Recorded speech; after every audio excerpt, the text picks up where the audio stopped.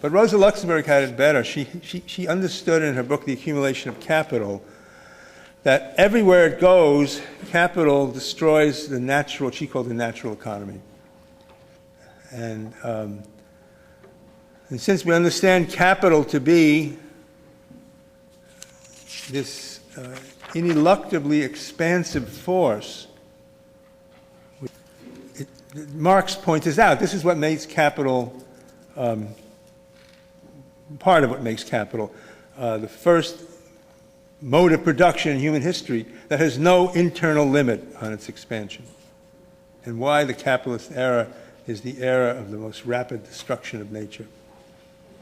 Because as Marx pointed out, if the circuit of circulation of the capital is not any more commodity sold for money to buy more commodities, but rather it's money paid for commodities sold to make more money, and out of that you get the notion of surplus value and the exploitation of labor as the value-producing commodity, and so forth and so on, invested in human being, all of which accounts for, in the best way I know of, the struggles about labor and the struggles that capital and labor have waged against each other. But the other point that Marx noted was that there is no internal limit because money has no limit.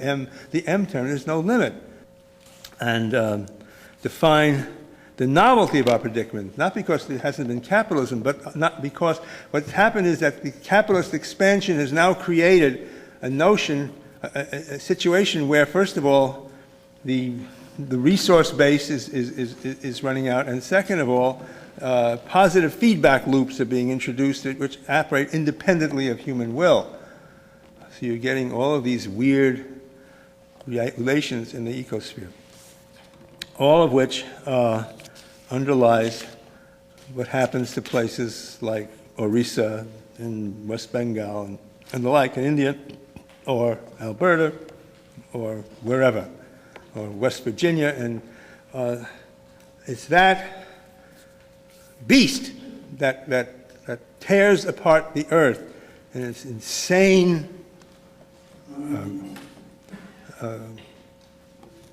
cancerous drive towards growth. Okay. And notice that of all of the parameters of capitalist accumulation, the impulse to growth is never challenged by any of our pundits, economists. You know, your career is finished if you challenge the necessity of capitalist growth. Ask Herman Daly. Try to do it at the World Bank. Enter Al Gore. Ta-da-ta-da. Fresh from his Academy Award, fresh from his Nobel Peace Prize, occupying a lot of the headlines these days. I wondered why Al Gore wasn't running for the presidency of the United States, and I realized that he has bigger things on his mind. He's got a new book coming out, I forget what it's called, but it's sort of about everything you can do to make the planet a more ecologically sane place, and through business means. And again, the New York Times, to its credit, called attention to this in an article a few days ago. I don't know if any of you read this, where it turns out that he's been investing in companies which then, get huge payoffs because of government policies that he's advocating and which the Obama administration is going along with, et cetera, et cetera. He's involved in biofuels. He's involved in sustainable fish farming. He's involved in electric vehicles. He's involved in the making of solar panels, and this company he just invested in improves the efficiency of the grid. And again, because what Gore is doing is syntonic with the media system and the ideological system, he gets a lot of good press. And interestingly, the right wing is grousing about him, saying that that he's investing hundreds of millions of dollars in companies that would benefit from decreased CO2 emissions. He's trying to make money on lowering carbon. And Gore, when confronted this, Gore said, "Of course I am. Why should I be ashamed of that? I mean, that's what we should do. We should try to make money. We should try to shift the business model over to making of ecologically sane and sensible investments." I think what he's trying to do is build a new sector of capital, eco dollars. He's trying to control the new ecological sector of capital. Who knows? There may be an eco bubble soon, because the problem with what Gore is suggesting is that it still obeys the same laws of capitalist accumulation. Don't take my word for it. This is actually his associate, whose name I wrote down but can't read my writing. It begins with Y-A-D-O-R. And he's a PhD astrophysicist in Stanford. He says, look, all we're trying to do, Gore and himself, is trying to make more money than others, doing the same thing, and doing it in a way that is superior in ethics and impacts. So that's all they're trying to do, is to try to make a lot of money by doing it that way. Now, nobody bothers to ask Gore or his associate, well, does this mean that you're going to have to exploit workers just like other capitalist firms? How come we don't hear about the workers in your industries? Oh, I guess maybe the workers don't exist because you're just sort of automatically producing commodities.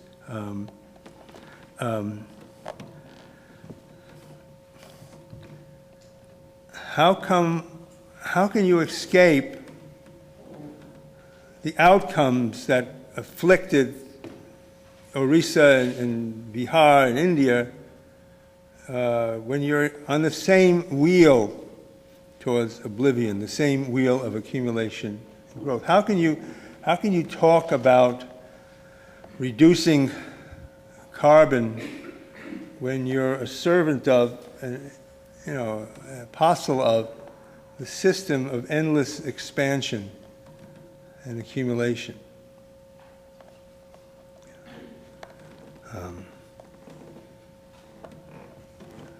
Gore, I'm sure, would say, I wish we were here. He said, look, we're going to do this to make capitalism more efficient. We're going to do this to make solar energy possible. We're going to do it to bring about a new ecologically sane era, and that will take the load off ecosystems and all that. But how can he avoid the competition? He said, we're going to do it than the others, except we're going to do it in superior ethics. We're going to try to make more money than the others. Well, that's fair enough. That's what a capitalist does, is try to make more money. But the more money it makes, the more money the capitalist makes, the more money has to be invested.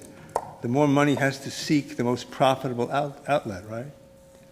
And who's to say in advance that that profitable outlet will be the ecologically superior apparatuses that he's making? Why won't they be cell phones? Well, cell phones require coltan, a mineral. The whole vast country of Congo has been torn up by wars over coltan and the like.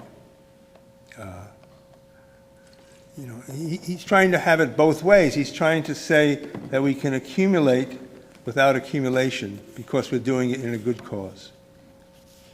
And that's one of those good intentions, in my view, with which the road to hell is paved.